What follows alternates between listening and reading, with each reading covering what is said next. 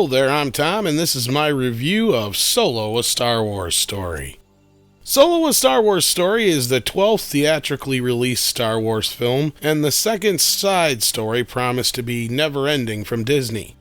Solo was destined to get a solo film, if you wanted it or not. The movie stars Alden Ehrenreich, Woody Harrelson, Emilia Clarke, Donald Glover, Paul Bettany, and Thandie Newton. The story revolves around a young smuggler who finds himself on an adventure and blah blah blah. You know what? I'm going off script. I went in with low expectations, thinking maybe, just maybe, this movie could turn out to be okay, but this travesty is revolting. I'm sorry, but I'm not sorry. What the hell were you thinking, Disney? This is a mess beyond anything I could have dreamed. What the fuck, Ron Howard? First, Alden Ehrenreich gives us one of the least convincing portrayals of the title character, and this movie is just bogged down in just bullshit. This mess feels so forced, and there's no puns intended at this point. Fuck that. This is getting to be borderline assault. But Solo, a Star Wars story is a big, steaming pile of shit. I'm just gonna put it out there. This movie does shit that's dumber than Anakin building 3PO. That dumb. There's one good cameo, but frankly, who gives a fuck? No one wanted nor asked for a Solo Disney film. So now that you've made us take one, I would kindly ask you to take it back and shove it up your ass. I haven't been this angry leaving a theater since Ghostbusters or TMNT Out of the Shadows. I wasn't a fan of The Last Jedi, but I didn't hate it. Thought Rogue One was enjoyable enough, and The Force Awakens was a decent enough film, but this is just unforgivable. I mean, I'm a huge Star Wars fan. Unlike Andre, I grew up on Star Wars. The original trilogy is one of the reasons I do what I do and love movies so much. But when it comes to this, I'm not even sure where to start on this. But I'll start with Ehrenreich.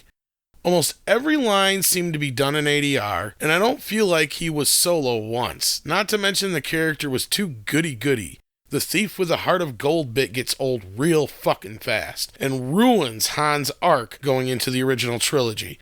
Speaking of arcs, and the like, Han spends 3 years pining over a girl to basically be like, oh well, when she ditches him at the end. Really? Which doesn't matter anyway, because you can't relate to this guy or even like him in any way like we did the original Han. He feels wooden a lot of the time and just comes off as smarmy and has none of Harrison Ford's presence or power or debonair or any of that. Which, let's face it, this kid is supposed to carry this movie. And he can't. He isn't up to snuff for the job, as opposed to Donald Glover, who did wonderful as Lando, but the character choices were just fucking idiotic. The pansexual bullshit is way too much in your face, and so is the politics out of his metal girlfriend, who, get this, is the Millennium Falcon. That's right, they literally made the Falcon an actual character.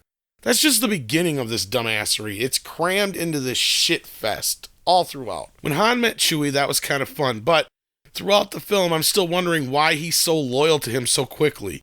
It doesn't feel natural along with everything else in this dark and dreary mess. You see all the twists coming from a mile away. The characters are so generic. It feels like a Saturday morning cartoon. The dialogue is beyond clunky, and there's so many forced wink-wink lines. They're cringeworthy and made me groan after like the 17th reference. I get it. You want the fans to be like, aha, I know what that means, but it's cheap and pandering. It's nonsense that doesn't matter at this point in the story you are telling. Like the whole, I got a job on Tatooine thing. Just all that kind of shit. It just went way too overboard trying to make it a Western in space as well. There's a fine line between subtle and in your face, and this movie takes everything, just smears it in your face and shoves it down your throat till the elbow hits your lips. It's that fucking bad. I say it again. What the fuck, Ron Howard? They cram even more idiotic moments like Han being a goody-goody, basically kickstarting the rebellion, and how he got his name. How fucking stupid can you get? I'm sorry. Han would have took the money and ran, especially after getting fucked over by Woody Harrelson's character and by his girlfriend and all that shit. Fuck that. I'm sorry. I'm going off the rails here just like this movie. None of this shit is clever at all. None of it. It's not funny. It's just god-awful and cringeworthy moment after moment. Reference after reference. Oh, speaking of references, the Kessel Run. One of the many more things crammed into this because we've heard of it. You know, one may suspect it's a race, but it's not. It's the heart of the film, really, which is basically when the movie goes from Western to Smokey and the Bandit for a little bit. Speaking of the whole thing, why is fuel all of a sudden a fucking thing in the Star Wars universe? And the fucking dice. Oh my god, they're crammed everywhere they could be. Subtlety. The other actors are decent enough, I guess. Bettany goes off the rails at times, but Harrelson's character is so predictable and generic, but likable enough because, well, it's Woody Harrelson. Beyond that, there isn't much more I can say besides, what the fuck, Ron Howard? Actually, Kathleen Kennedy and the Kasdans are more to blame, as I'm sure we'll get into her and the state of Star Wars in the upcoming roundtable. But that's just what I thought about the movie, so if you did go out and see it, let me know what you thought. Did you love it? Did you hate it? Did you like it? Did you not? Tell me what you did like about it. Tell me what you didn't like about it down in the comments below.